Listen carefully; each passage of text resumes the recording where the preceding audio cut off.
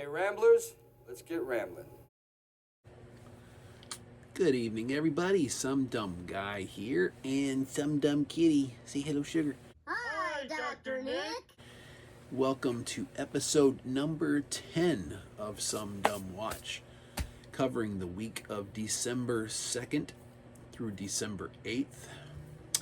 This is my weekly series where I cover what I have watched from my own home library, as well as any theatrical viewings that happen to apply for that particular week, and none this time around again for the second time in a row. Unfortunately, the box office is being dominated by utter crap right now, and for every theater that I have in my area, whether it be 1 screen, 6 screens, or 10 screens, they're all rodent out garbage, sequel garbage, Pedro Pascal garbage, musical garbage,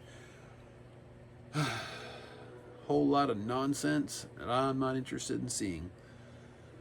Though I did get an email from my local Cinemark chain this afternoon, came in about 1:15, for an offering for a free early screening of a new movie coming out called The Homestead, which premise sounded interesting, reminded me of the TV series Jericho.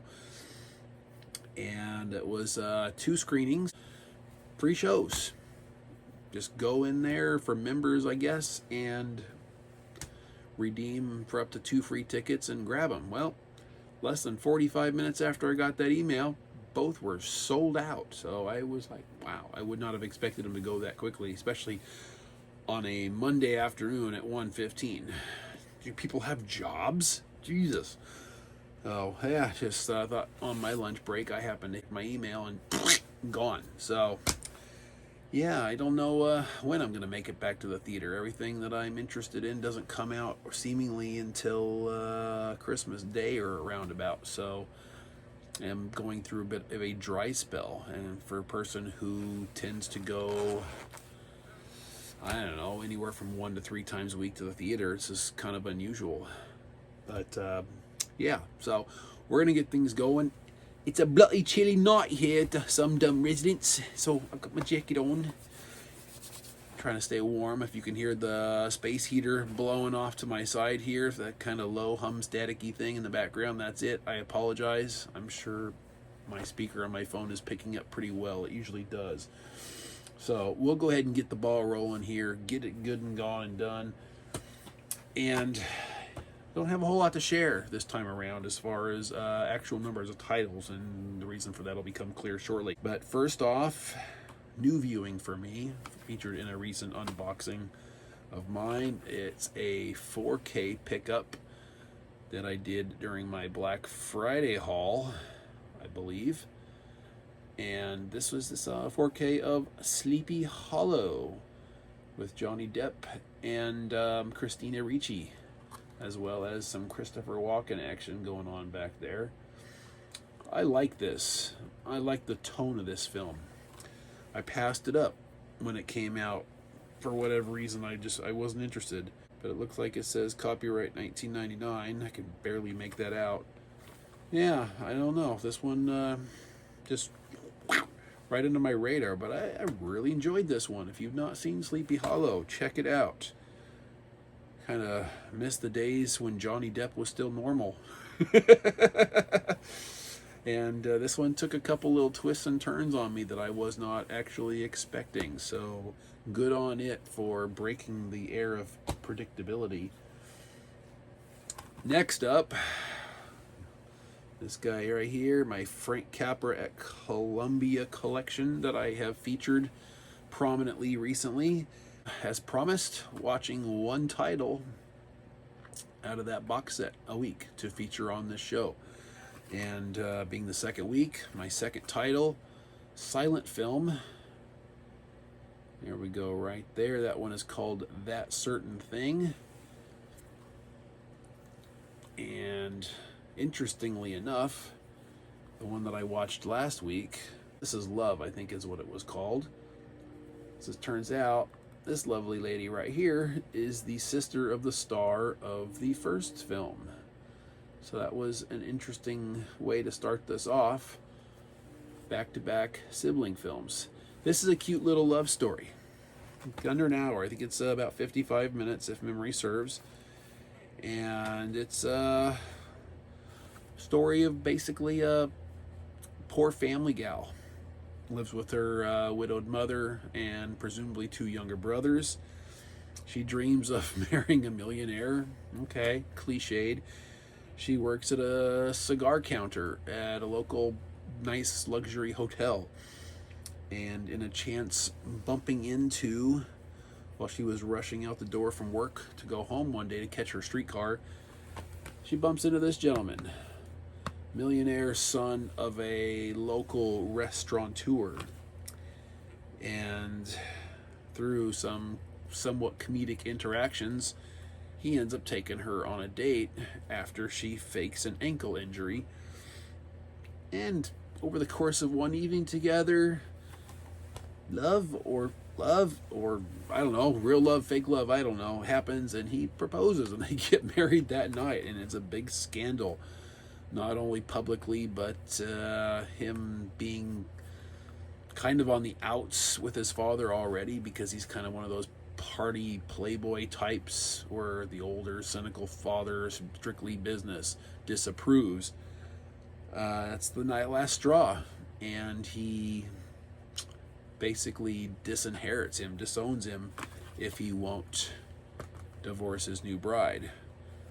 Well, she ends up leaving him, overhearing all this, to protect him, and he goes after her. So that's really touching. So you're like, okay, instead of groveling back to dad and swimming in the millions, he goes back to her and stays with her family at their apartment. The way this thing opens up is actually really cute too, because for those who have never watched a silent film, you get no dialogue, obviously, but you get these little black kind of title cards or whatever, where they will share little bits of written dialogue that is being exchanged between characters, or a little bit of like exposition to set up a scene. And this movie actually opens up with her mother, the widow, doing dishes in the kitchen. And you get a little placard that says, you know, Mrs. So-and-so always told her husband where to go. Well, one time he listened and made her a widow. It's like, that's the way that the movie opens up, and it already had me bursting with laughter. That was great. But anyway, next morning after he moves in with her, she takes him to this construction site, and apparently knew the foreman and talked him into giving her new husband a job, which consequently he ruins and gets fired within the first 5 minutes of working. The guy's probably never worked a day in his life. But prior to her leaving him there, she says, I'll come back a little bit later, work hard, I'll bring you a nice lunch. She does. So he's hanging out at the site. Lunchtime comes around. Even though he's already been fired, the crew wanders off, and they go to a restaurant right around the corner, which happens to be one of his father's restaurants. And they come back disgruntled about the quality of the food. Now, meanwhile, she's shown up with this really delicious lunch, and he's eating away and happy and getting full. Well, a couple of his now former co-workers come by and see that, and he offers them one of his sandwiches. And they split it, the two of these guys, and they're eating it, and they're loving it. And the little light bulb over this guy's head goes off. You say, you know, would a lunch like this be worth 50 cents to you? And he's just like, oh, hell yeah. So the two of these folks here decide to go into business manufacturing and distributing box lunches. And they take them around to local worker crews. And first they're delivering them in wheelbarrows. And then things go so well, boom, it's a real fast escalation. All of a sudden they've got this plant, all these workers, delivery trucks, and everything else. And after some time has passed, it has now fallen the attention of Restaurant Daddy, his father, of course. and it's digging into his bottom line. He's losing a lot of business at his restaurants to this little operation. He's got no idea who's running it, where it comes from, but he goes to visit the site, sees his son there. His son claims to be their bookkeeper, which I guess in reality he probably is. But he goes there with the intention of buying them out. And you get this really humorous scene that goes back and forth between the three of them. And I'm not going to spoil how that ends, but just this is a delightful movie. I liked the first film from this collection. This one, I think, actually upped it. And although I like the actress better from the first film than her sister here, I think that this film is superior, and I really enjoyed this one. This is a Viola Dana is her name. This is a stage name. Her and her sister both took them. That's not their original birth names, but just really great film. And now I'm 2 for 2 of having enjoyed both of these, and it's really great that I have had this experience. So it's making me more eager. I almost almost slipped in a third watch, but I'm like, no. I've got my policy, my practice set up here for one a week. I'm going to maintain that so that I can spread this thing out for a while. I think there's, like I said, 20 films in that collection plus a documentary, which I may or may not watch.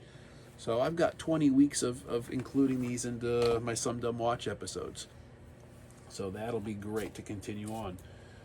Speaking of continuing on, friends, I finished this one. This is part of the reason why there's so little offerings this week. I decided to really burn my way through season 10. I finished up season 9 right after my last episode and just plowed my way through.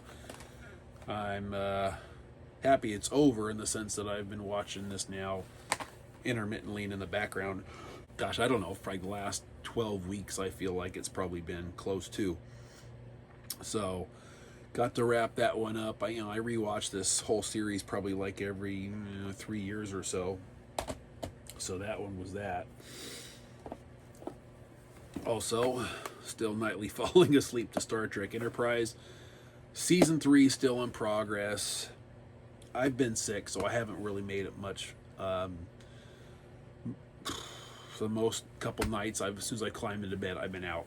Even though I've been working on turning my TV and getting this thing set up, I actually fall asleep before the episode starts. But I've been working on episode 11 of season 3, and it's probably been a good nearly week that I've been trying to get through this episode, because I make it at most 5 or 10 minutes and then I pass out and I try to pick it up where I left off.